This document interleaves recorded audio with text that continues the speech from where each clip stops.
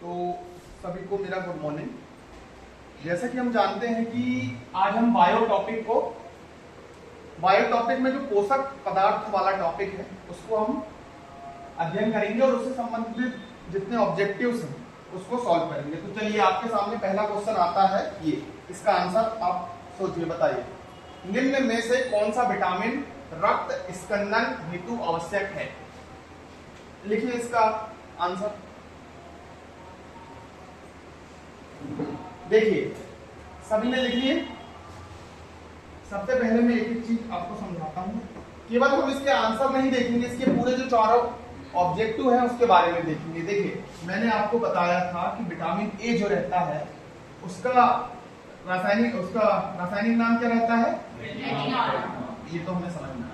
दूसरा, ये किससे संबंधित है, आंखों से संबंधित है ना। इसकी कमी से कौन सा रोग होता है, रतौंधी रोग होता है। क्या कौन सा रोग होता है, हमें तो ये। देखिए मैं आपको मान लो आज 26 से 30 क्वेश्चन पोषक तत्वों के कराऊंगा, तो आप कम से कम इससे 50 से 60 क्वेश्चन आपके तैयार हो जाएंगे, ठीक है, क्योंकि हम एक एक उसके ऑब्जेक्टिव पे पूरा ध्यान देंगे, है ना। विटामिन B12, इसका रासायनिक नाम क्या आएगा, साइनोकोबाल्मिन, है ना, साइनोकोबाल्मिन। विटामिन B12 में क्या पाया जाता है, कोबाल्ट पाया जाता है। क्या पाया जाता है, कोबाल्ट। बहुत आईएमपी है ये, और ये हमारे शरीर के लिए बहुत जरूरी विटामिन B12। ये पूछा रक्त स्कंदन। जब हम विटामिन के की बात करते हैं तो इसमें ये विटामिन के रहता है, ये रक्त के थक्का बनने के लिए जिम्मेदार होता है। तो इसका सही आंसर क्या आएगा, विटामिन के। विटामिन डी जैसे ही शब्द हमारे पास आता है तो विटामिन डी का रासायनिक नाम क्या है, कैल्सीफेरॉल। और विटामिन डी की कमी से कौन सा रोग होता है, रिकेट्स रोग। कौन सा रोग होता है, मैंने आपको एक ट्रिक बताया था विटामिन से संबंधित याद करने की, जिसमें बी के कॉम्प्लेक्स जो विटामिन थे उसको छोड़ के जो एक क्रम से था उसका था रथ एक टॉफी। रथ एक टॉफी हमने देखे थे ट्रिक। रा से रेटिनॉल, हा से थायमिन, ये विटामिन ए, ये B1 है, ये C हो जाएगा, ये D हो जाएगा, ये E हो जाएगा, और ये K हो जाएगा। तो रा से रेटिनॉल, है ना, रेटिनॉल, रा से रेटिनॉल, रा से रेटिनॉल, था से थायमिन, था से थायमिन, ए से एस्कॉर्बिक एसिड, टा से कैल्सीफेरॉल, टॉ से टोकोफेरॉल, और फी से फ्लीक्यूविनॉल। आप ये याद रखिएगा क्योंकि वहां पे क्या आपके ऊपर बहुत प्रेशर रहता है एग्जाम के दौरान, ठीक है। तो अभी हमने इसका आंसर क्या देखे, विटामिन के। अब दूसरा क्वेश्चन आ रहा है, अब इसको देखिएगा, इसको लगाइए। प्रोटीन का मुख्य संरचनात्मक लक्षण है, कौन सा है। आपको आंसर बिना आवाज किए आंसर आप लगा लीजिए, फिर मैं इसका आंसर बताऊंगा।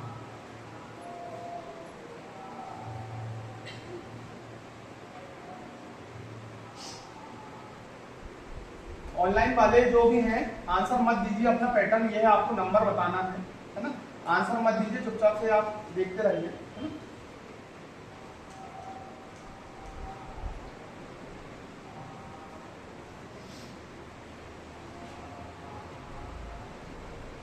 इसका आप आंसर लिख लीजिए, फिर मैं आपको आंसर बताऊंगा, इसके बाद आप उसको सही या गलत मानिएगा। ऑनलाइन वाले जो भी देख रहे हैं यहाँ पे आंसर मत दीजिए, राम नरेश सॉरी। इसका आंसर आपने लिख लिए। देखिए मैंने आपको बताया था पेप्टाइड बंधा, आपको बताया था नहीं बताया था, ये क्या होता है, जब प्रोटीन टूटता है तो पेप्टाइड्स में टूटता है। किसमें टूटता है, पेप्टाइड्स में टूटता है। तो इसका सही आंसर क्या आएगा, पेप्टाइड आएगा। जिसने इसको सही लगाया वो अपने आप को पूरा 1 नंबर दे दे, ठीक है। अब हम अगले क्वेश्चन में आते हैं। सूर्य के प्रकाश से प्राप्त विटामिन कौन सा है ना। आपको इसका आंसर लगाना है, आप आंसर लगाइए।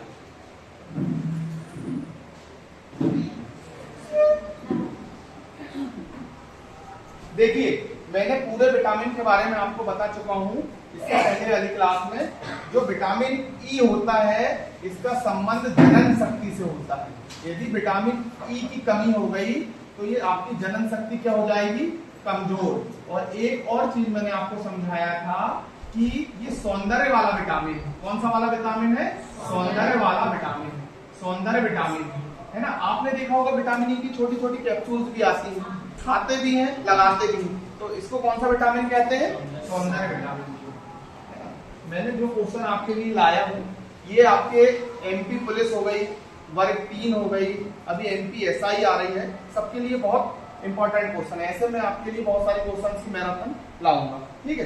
तो विटामिन ई किससे संबंधित है, जनन शक्ति। कमी से क्या होता है, जनन शक्ति कमजोर हो जाती है, सौंदर्य वाला विटामिन।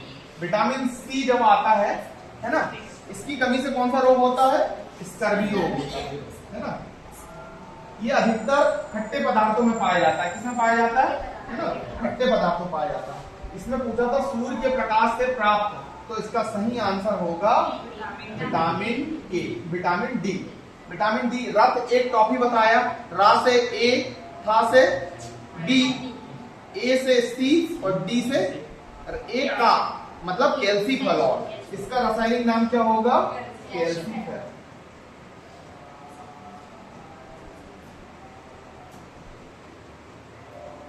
देखिए बच्चों, आपको अभी समझ में नहीं आ रहा होगा तो मैं आपको एक नई चीज बताता हूं। मैंने अभी एक ट्रिक बताया विटामिन ए याद करने की। रथ एक टॉफी, रथ एक टॉफी। रा से जब हम करते हैं तो इसको हम कनेक्ट करते हैं किससे, विटामिन ए से कनेक्ट करते हैं। किससे करते हैं, विटामिन ए से, है ना। तो विटामिन ए का नाम होता है रेटिनॉल, है ना, रेटिनॉल।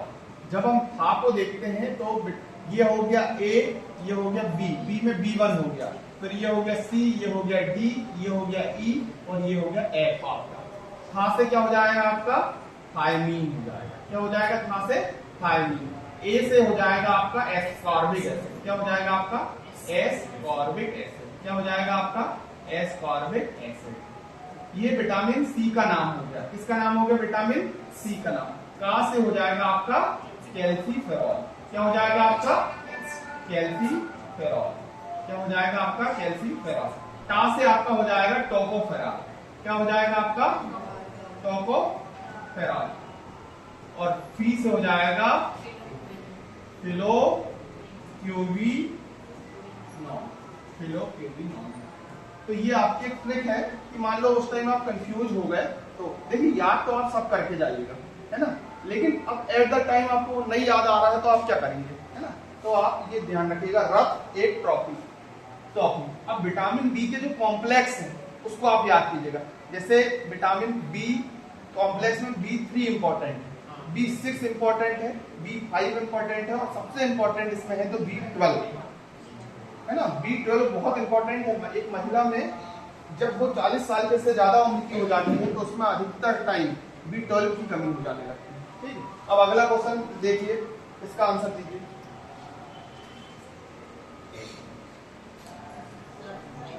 प्रीति डहरिया मैडम, है ना। आपको आंसर अभी इसमें नहीं देना, सबके सामने आप आंसर लिखिए, सही होता तो राइट करिए, फिर आप मुझे नंबर बताइए कितने आ रहे हैं। क्वेश्चन है, शरीर के क्षतिग्रस्त भाग से लगातार खून का बहना निम्नलिखित में से किस कारण से होता है, कौन से विटामिन के कारण से, लगा लिए। इसका सही आंसर होगा विटामिन ए, है ना।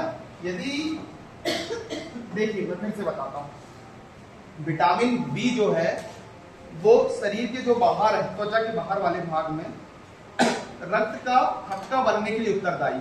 इसमें दो प्रकार के एंजाइम काम आते हैं, दो प्रकार के प्रोटीन काम आते हैं, एक प्रोथ्रोम्बिन और एक फाइब्रोनिजोन। ये दो काम आते हैं।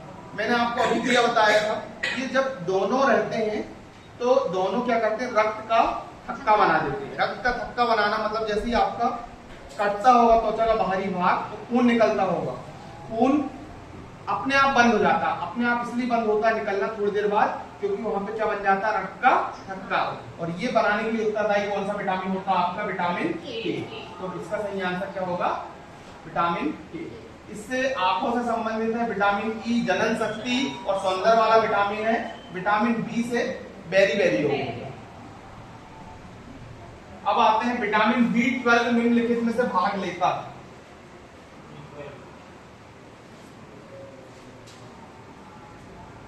इसका आंसर बताइए। विटामिन B12 निम्न में से भाग लेता है। किसमें लेता है? रक्तचाप में वृद्धि में, रक्तचाप में कमी में, अस्थि को सक्रिय करने में और आरबीसी के परिपक्व में, मतलब मिच्योर, आरबीसी को मिच्योर बनाने में लिखना है।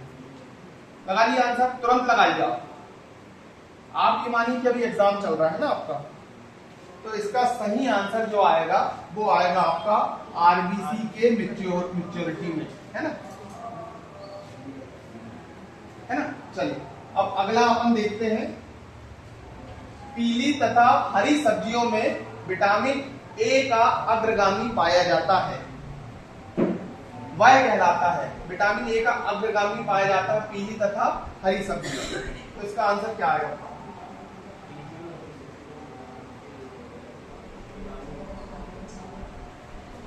ये पीले कलर का एक यौगिक रहता है जो आंखों के लिए बहुत उपयोगी होता है। बिना आवाज निकाले सिर्फ आप आंसर लगाइए, फिर देखते हैं।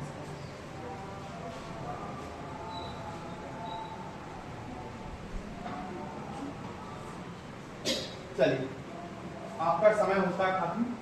इसका सही आंसर आएगा बीटा कैरोटीन, है ना। विटामिन ए का अग्रगामी जो पाया जाता है, कौन सा पाया जाता है? Beta carotene. एक ऐसे ही मैंने बताया था आपको राइस, एक गोल्डन राइस बताया था मैंने, है ना, उसमें भी बीटा कैरोटीन पाया जाता है। ये पीले रंग का एक यौगिक रहता है ना, जो आंखों के लिए बहुत अच्छा रहता है ना। तो विटामिन ए का क्या है? ये अग्रगामी कौन सा है? Beta carotene. इसको आप ध्यान रखिएगा। अगला क्वेश्चन आपके सामने ये, निम्नलिखित में से कौन सा खनिज शरीर के लिए आवश्यक नहीं?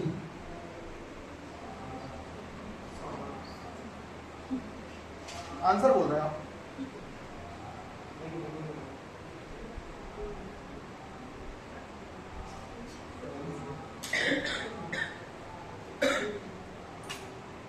चलिए करिए। चलिए देखिए, कैल्शियम जरूरी है कि नहीं है? कहाँ जरूरी आता है? दांतों में और हड्डियों में, है ना। कैल्शियम जरूरी है भैया। इसमें हम दो चीज और देखेंगे, एक सूक्ष्म पोषक तत्व देखेंगे और एक दीर्घ पोषक तत्व देखेंगे, है ना। जो हमारे शरीर की वृद्धि के लिए थोड़ी मात्रा में आवश्यक है उसको सूक्ष्म पोषक तत्व कहेंगे। जो हमारी शरीर की वृद्धि और विकास में अधिक मात्रा में आवश्यक है तो उसको हम क्या कहेंगे? दीर्घ पोषक, है ना। तो दांत में जरूरी पड़ता है और हड्डी में। तांबा, तांबा जरूरी आपका पाचन तंत्र में काम करता है आपके, है ना, श्वसन तंत्र में भी काम आता है आपका ये, है ना। आपने देखा होगा कि अधिकतर आयुर्वेदिक जो चिकित्सक रहते हैं वो आपको तांबे की बर्तन में पानी पीने की सलाह देते हैं, है ना। तांबा भी हमारे शरीर के लिए, वृद्धि के लिए जरूरी है। लोहा, लोहा तो जरूरी है ना। इसमें हीम से भी संबंध है, हीमोग्लोबिन का जो हीम वाला तत्व है उससे भी संबंधित है और आपकी हरी सब्जियों में भी पाया जाता है, इसलिए तो आप खाते हो, है ना। आयरन की कमी जो होती है उसके लिए लोहा तो जरूरी है। तो इसका सही आंसर हो जाएगा सोना। क्या आंसर हो जाएगा आपका? सोना। अगला, दिए गए उदाहरणों में से कौन सा सूक्ष्म पोषक तत्व नहीं है?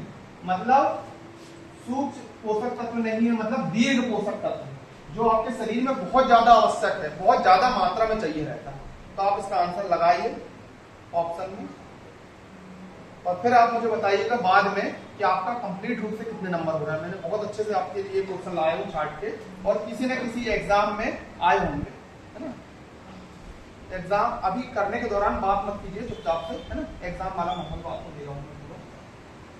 तो पहला ऑप्शन है फास्फोरस, दूसरा है आयरन, तीसरा है जिंक और चौथा है मैग्नीज। मैं आपको हिंट दे रहा हूं आंसर लगाने से पहले कि आपकी बहुत सारी जगह ये पाया जाएगा, इसलिए सूक्ष्म नहीं कहलाएगा, दीर्घ पोषक तत्व में आएगा। तो उसमें से आप लगा दिया आंसर। इसका सही आंसर आएगा फास्फोरस, क्योंकि फास्फोरस हड्डियों में पाया जा रहा है और कंकाल आपके शरीर में कितना बड़ा भाग रोल निभाता है। तो जब सभी हड्डियों में पाया जाएगा तो क्या सूक्ष्म पोषक तत्व कहलाएगा? नहीं। तो इसका आंसर क्या आएगा? फास्फोरस। ओमेगा 3, ये आपने बहुत नाम सुने होंगे और इसके साथ एक और नाम सुने होंगे जहां ये पाया जाता है। ओमेगा 3 वसा अम्ल स्वास्थ्य के लिए बहुत उपयोगी है क्योंकि इसमें पाया जाता है। अंडे का पीला भाग, अंडे के पीले भाग में पाया जाता है, ये मछली के तेल में पाया जाता है, एक झींगा जो होता है उसमें पाया जाता है, या पशु की वसा में पाया जाता है। आंसर लगा लीजिए आप, लगा लिए। देखिए इसका सही आंसर आएगा मछली के तेल में, मछली के तेल में आएगा। और ओमेगा 3 जो रहता है ये कोलेस्ट्रॉल को घटाने में मदद करता है, जो ट्राइग्लिसराइड रहता है उसको कम करने में मदद देता है ना। हमारे शरीर में ये नहीं बनता है, इसको हमें कहां से लेना पड़ता है? बाहर से लेना पड़ता है ना। और जनरली जो वेजिटेरियन रहते हैं उनको उनके उत्पादों में बहुत कम पाया जाता है, समझ रहे हो? इसीलिए इसको अलग से हमें लेना पड़ता है। और ओमेगा 3 की बहुत कमी रहती है जो वेजिटेरियन रहते हैं ना, जो शाकाहारी रहते हैं, वो मांसाहारियों में मछली खाते हैं तो उसमें ये रहता है कि उनको ये मिल जाता है, और जनरली जो शाकाहारी है उनको नहीं मिल पाता। इसका सही आंसर क्या है आपका? मछली का तेल। अगला क्वेश्चन आपके सामने, शरीर के क्षतिग्रस्त ऊतकों की मरम्मत और उनके इस्तेमाल होने वाले पोषक तत्व का नाम क्या है?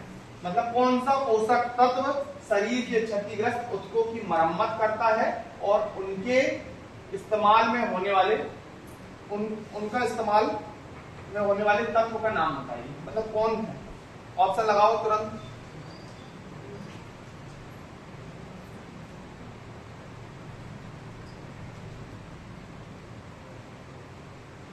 लगा लिए?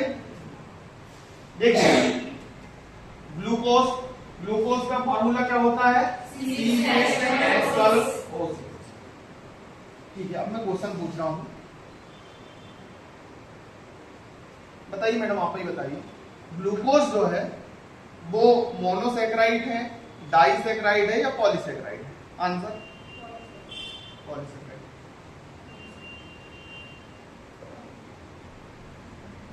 मार्गा मैडम?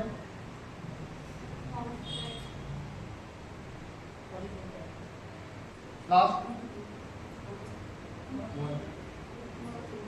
देखो, मैंने आपको उस दिन बताया था जो एक ही अणुओं, एक ही परमाणुओं से मिलकर बन रहा है वो क्या बनेगा आपका? मोनोसैकेराइड। दो या दो से अधिक मोनोसैकेराइड मिलकर क्या बनाते हैं? डाइसैकेराइड। और वो दो से अधिक मोनोसैकेराइड और डाइसैकेराइड मिलकर क्या बनाते हैं? पॉलीसैकेराइड। तो ये तो सबसे सरलतम रूप है आपका ग्लूकोज।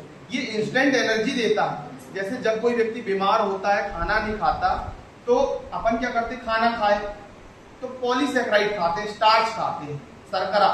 उसके बाद वो टूटता टूटता डाई में बदलता है, डाई से क्या में बदलता है?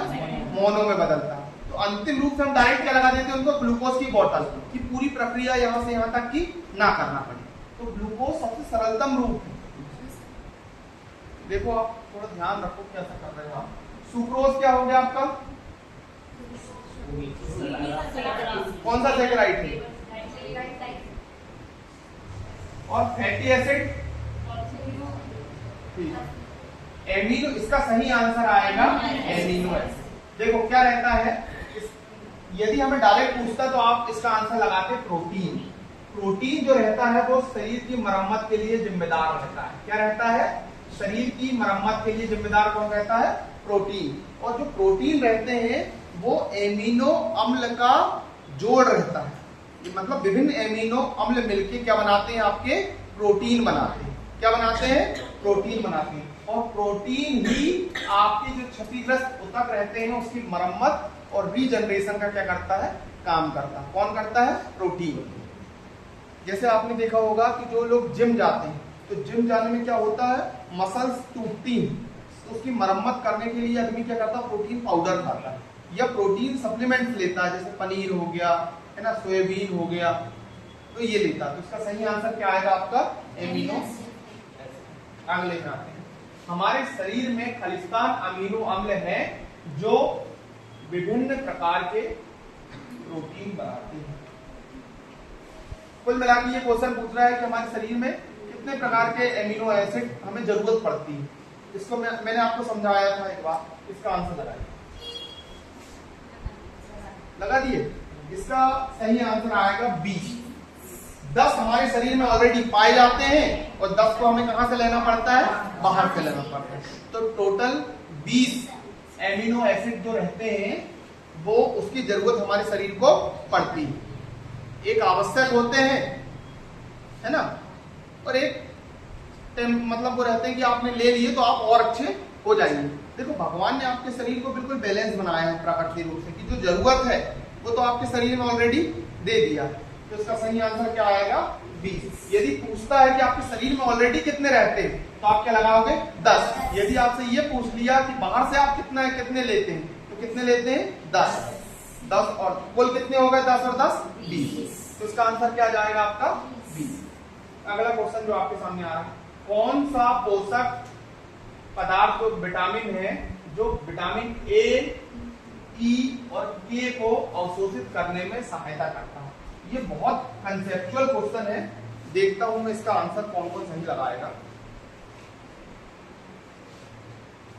विष्णु यादव जी, आंसर अभी यहां नहीं देना है, आप अपना ऑनलाइन में आप अभी 1 से 26 तक डाल लीजिए। मैं आपके 26 से लेकर 30 तक क्वेश्चन कराऊंगा, फिर इसके बाद हम देखते हैं कि किसके कितने नंबर आते हैं। लगा दिए। चलिए, मैंने आपको एक चीज बताया था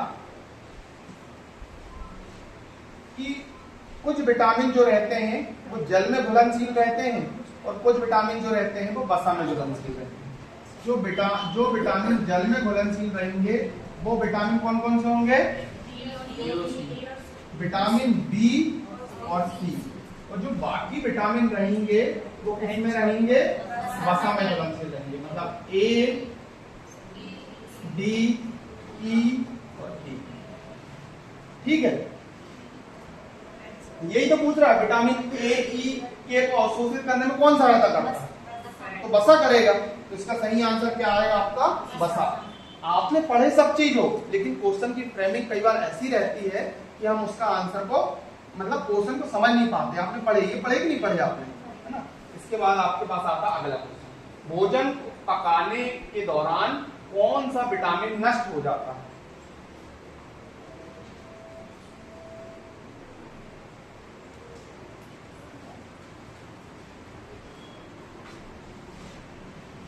बहुत अच्छा क्वेश्चन है, एग्जाम्स में आपके आया है।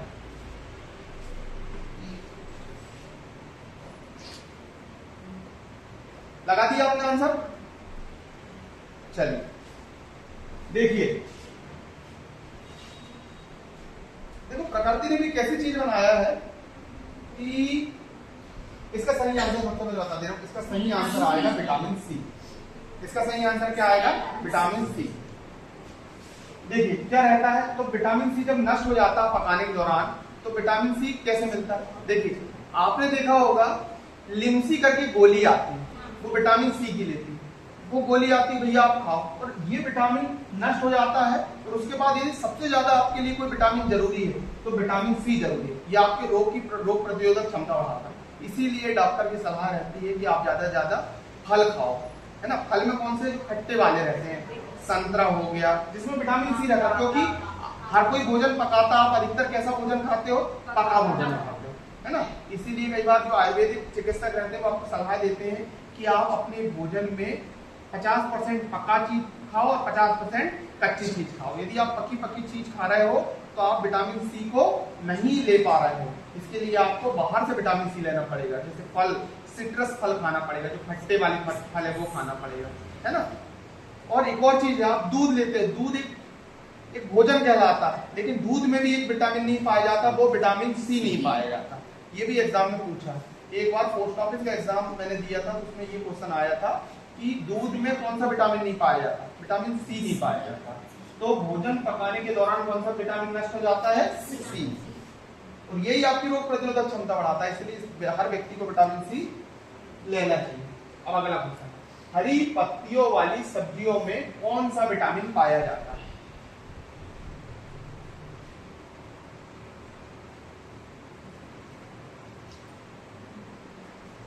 बताइए आंसर।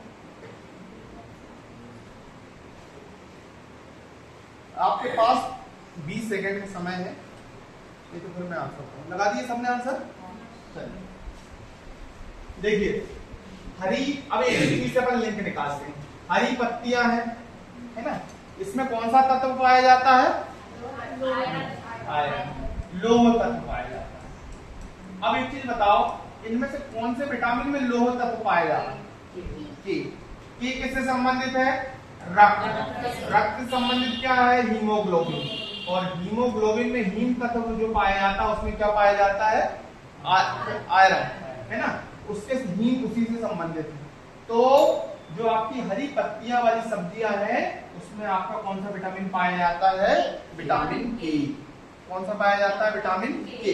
कई बार क्या रहता है, हमें क्वेश्चन का आंसर पता नहीं रहता, लेकिन हम इंटर रिलेट कर करके उसका आंसर निकाल सकते हैं। मैं क्या कह रहा हूँ, हो सकता है कि मेरा पढ़ाया हुआ क्वेश्चन आपके सामने ना आए, लेकिन मैंने जो पढ़ाया हूँ वो आपको मदद जरूर करेगा 4 ऑप्शन काटने में। और जब भी आप एग्जाम में जाएं तो आंसर, यदि 4 ऑप्शन आंसर याद नहीं आ रहा है तो ऑप्शन को काट के देखो आप, ठीक है। चलो अब हम अगले क्वेश्चन की तरफ चलते हैं। विटामिन जो प्रति ऑक्सीकारक है, एक एक वर्डिंग सुनना, आरबीसी बनाने में मदद करता है तथा जनन व रुधिर के थक्के को रोकता है। इसका आंसर लगाइए बिना बोले, है ना। आप सेल्फ डिसिप्लिन रखिएगा। मैं आपको एग्जाम ओरिएंटेड मतलब आपको माहौल दे रहा हूं कि जैसे एग्जाम में रहता है।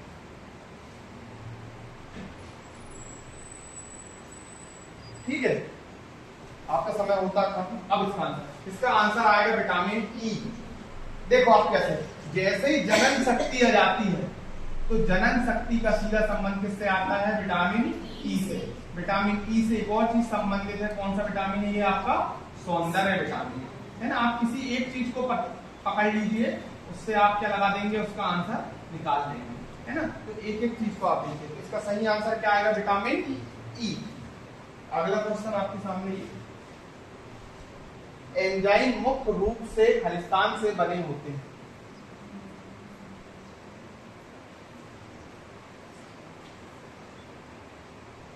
मुझे इस बार पूरे में से पूरे नंबर चाहिए, है ना। बहुत इजी टॉपिक है, गलत नहीं होना चाहिए।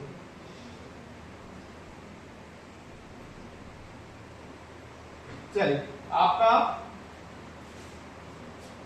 समय होता था। एंजाइम जो मुख्य रूप से होते हैं वो प्रोटीन से बने होते हैं। किससे बने होते हैं? प्रोटीन से बने होते हैं। अगले में आते हैं, प्रोटीन खलिस्तान के लिए आवश्यक है, मतलब प्रोटीन का कार्य बताना आपको। ऑप्शन पढ़ो। पहला ऑप्शन है, देखिएगा, शरीर की क्रियाओं हेतु जरूरी ऊर्जा पाने के लिए। दूसरा, नई कोशिकाओं की वृद्धि और विकास के लिए। प्रतिक्रिया हेतु कोशिकाओं की त्वरित अनुक्रिया के लिए। और चौथा, रक्त दाब कम करने के लिए। लगाइए इसका आंसर कौन सा सही है? लगा लिया आपने? और बस 10 सेकेंड और, जिसको लगाना और लगा लीजिए। देखो, मैंने अभी आपको बताया हूँ प्रोटीन का क्या कार्य है। प्रोटीन क्या करता है? मरम्मत का कार्य करता है ना। किसका कार्य करता है? मरम्मत। नई कोशिकाओं की वृद्धि, विकास। इसका सही आंसर क्या आएगा? नई कोशिकाओं की वृद्धि और विकास। जिसने इसका आंसर ये लगाया है उसको राइट कर लीजिए, ठीक है। अब अपन अगले क्वेश्चन में आते हैं। यदि द्वितीय अभियुक्त, इस जो मैं अभी पढ़ा रहा हूं उसका सबसे बेस्ट क्वेश्चन है। इसको जिसने सही कर लिया तो मैं मानूंगा कि उसने पढ़ा।